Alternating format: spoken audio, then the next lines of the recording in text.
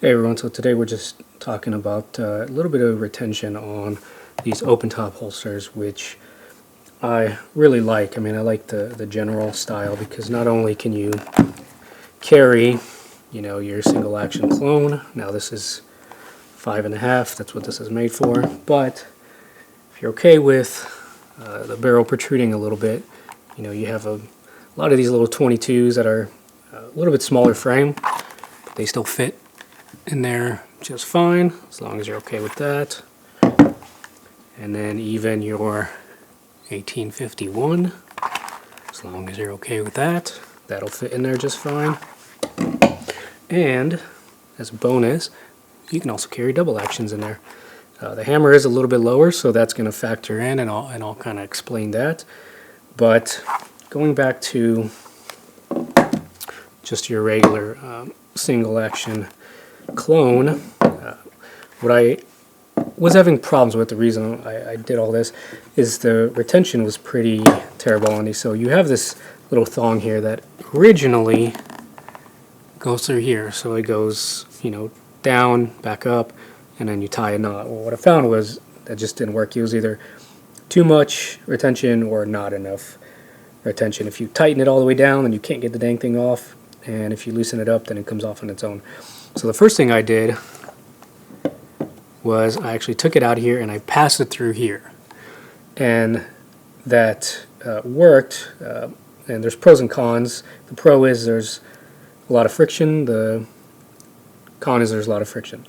What I mean by that is when you pull it down, it does a pretty good job of staying there. The problem is, it'll ride up and then it does a pretty good job of staying there, so it ends up being loose, or it's either tight or loose depending on how this thing is moving. You're moving around, this thing's kind of moving around, the gun's maybe bouncing a little. So now what I did is I took this. So I just have, a little Amazon spring kit. These things are great to have around the house because they have a lot of uses.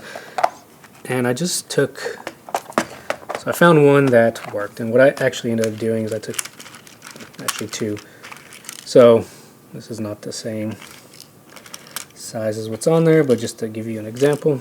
So I took two of them and actually put them together to make a double strength spring, because I just couldn't find one spring that had the tension that I wanted.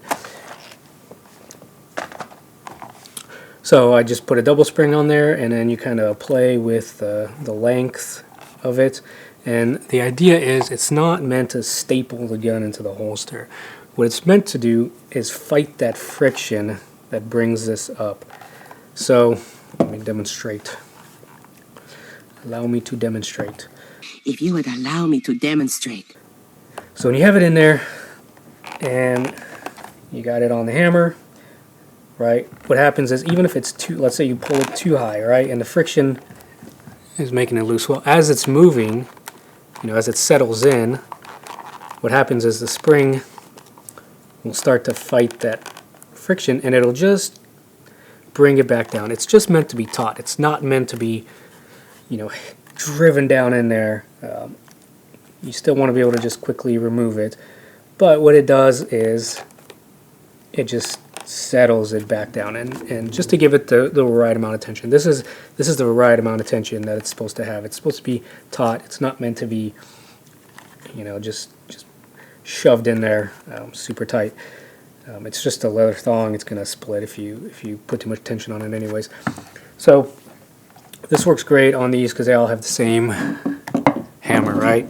But what about the double action?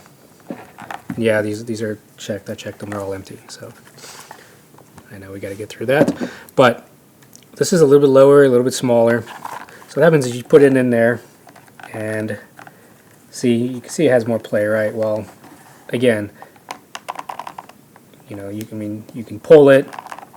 Obviously, when you put it in there, you're going to pull it. The idea is if it rides itself back up, it'll pull itself back down. This is about the lowest I could go. I mean, the tension's fine, but you don't have a lot of wiggle room. If something happens and this gets pulled up, this might come off before the spring has a chance to pull it back down. So this is about the most I'd be comfortable as far as, you know, gun style. Now with this, I actually don't carry it on the left side. This is a cross draw. I actually carry it in the front right, so it's almost in front but not quite, and that's basically so you can reach right down.